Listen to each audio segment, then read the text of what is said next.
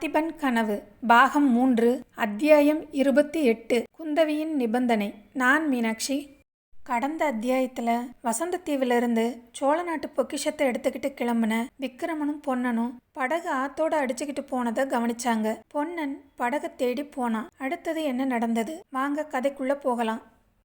பொன்னன் மறைந்த கணம் இலைச்சருகுகள் அசையும் சத்தம் கேட்டு விக்கிரமன் திடுக்கிட்டு திரும்பி பார்த்தான். குந்தவி மரங்களின் மறைவிலிருந்து வெளியே வந்து கொண்டிருந்தாள். இருவரும் ஒருவரை ஒருவர் பார்த்து கொண்டு சற்று நேரம் மௌனமாய் நின்றார்கள். சோழ நாட்டாரின் யோக்கியதை நன்றாய் தெரிந்து போய்விட்டது. இப்படித்தான் சொல்லிக் கொள்ளாமல் கூட ஓடிப்போக பார்ப்பார்களா என்றாள் குந்தவி. விக்கிரமன் மறுமொழி சொல்லாமல் சும்மா இருந்தான்.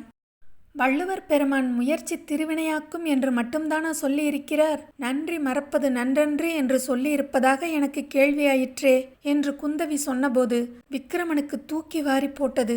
உனக்கு எப்படி தெரியும்? ஒருவேளை என்று மேலே பேச திணறினான். ஆமாம், நீங்கள் குழி தோண்டி புதையல் எடுத்ததை பார்த்து கொண்டிருந்தேன். எல்லாம் கேட்டுக்கொண்டும் இருந்தேன். உண்மையாகவா? ஆமாம், உங்கள் பொய் வேஷத்தையும் தெரிந்து கொண்டேன். விக்கிரமன் சற்று யோசித்து, அப்படியானால் நான் சொல்லிக்கொள்ளாமல் ஓடிப்போக நினைத்ததில் என்ன ஆச்சரியம்? தேசப்பிரஷ்டன், மரண தண்டனைக்கு துணிந்து தாய்நாட்டுக்கு வந்தவன் சொல்லாமல் திரும்பி ஓட பார்ப்பது இயல்பல்லவா என்றான். உயிர் இழப்பதற்கு பயந்துதானே?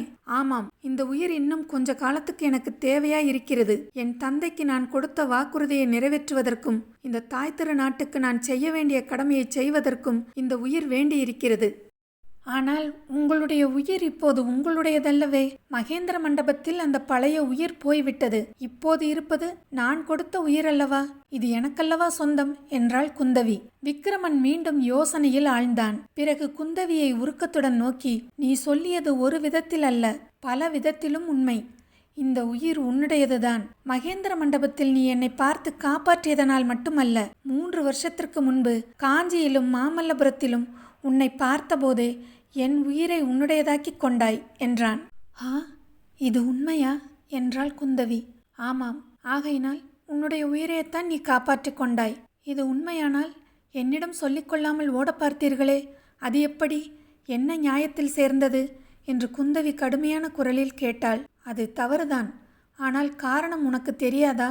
உன்னிடம் சொல்லிக்கொண்டால் பிரிய மனம் வராது என்ற பயம்தான் காரணம். நீ விடை கொடுக்காவிட்டால் போக முடியாதே என்ற எண்ணம்தான் காரணம். என்னை பற்றி அவ்வளவு கேவலமாக ஏன் எண்ணினீர்கள்? நீங்கள் போவதை நான் ஏன் தடுக்க வேண்டும்? உங்களுடைய கடமையை செய்வதற்கு நான் ஏன் குறுக்கே நிற்க வேண்டும்? நான் எண்ணியது பிசகு என்று இப்போது தெரிகிறது. உன்னிடம் நான் எல்லாவற்றையும் முதலிலேயே சொல்லியிருக்க வேண்டும். சொல்லி உன்னுடைய உதவியை கோரியிருக்க வேண்டும். மறைக்க முயன்றது பிசகுதான். போனது போகட்டும். இனிமேல் நடக்க வேண்டியதை பேசுவோம். உங்களுடைய படகோட்டி திரும்பி வரும் வரையில் இங்கே உட்காரலாம் என்றாள் குந்தவி. படகோட்டி என்றதும் விக்கிரமன் மனதில் ஒரு சந்தேகம் உதித்தது. குந்தவியை சிறிது வியப்புடன் நோக்கினான். இங்கே கட்டியிருந்த படகு எங்கே என்று தெரியுமா என்று கேட்டான். தெரியும், ஆற்றோடு போய்விட்டது. படகோட்டிக்கு வீண் அலைச்சல்தான். எப்படி போயிற்று? ஒருவேளை நீ... ஆம், நான் தான் படகின் முடிச்சை அவிழ்த்து விட்டேன். என்னிடம் சொல்லிக்கொள்ளாமல் போக நினைத்ததற்கு தண்டனை. விக்கிரமன் சற்று மௌனமாய் இருந்துவிட்டு, அதுதான் முன்னமே சொன்னேனே, உன்னிடம் சொல்லிக்கொண்டால் பிரிந்து போக மனம் வருமோ என்னமோ என்று பயந்தேன் என்றான். அம்மாதிரியெல்லாம் பயந்து கொண்டிருந்தால் உங்கள் மூதாதையான கரிகால சோழர் தீவாந்தரங்களையெல்லாம் வென்றிருக்க முடியுமா என்று குந்தவி கேட்டாள். முடியாது. ஆகையினால்தான் இப்போது தைரியமாக உன்னிடம் விடை கேட்கிறேன், உதவியும் கேட்கிறேன். இந்த நதியை தாண்டுவதற்கு படகும், அப்பால் மாமல்லபுரம் போவதற்கு குதிரையும் கொடுத்து உதவ வேண்டும். கொடுக்கிறேன். ஒரு நிபந்தனை இருக்கிறது. நிபந்தனையா? விக்கிரமன் கிட்ட குந்தவி வச்ச நிபந்தனை என்னங்கிறத இந்த அத்தியாயத்துடைய பகுதி 2ல் நம்ம பார்க்கலாம். இதுவரைக்கும் என்னோடய சேனலை சப்ஸ்கிரைப் பண்ணவங்க எல்லாருக்கும் ரொம்ப நன்றிங்க. தொடர்ந்து கதையை கேளுங்க, சப்ஸ்கிரைப் பண்ணுங்கள், சப்போர்ட் பண்ணுங்கள். நன்றி.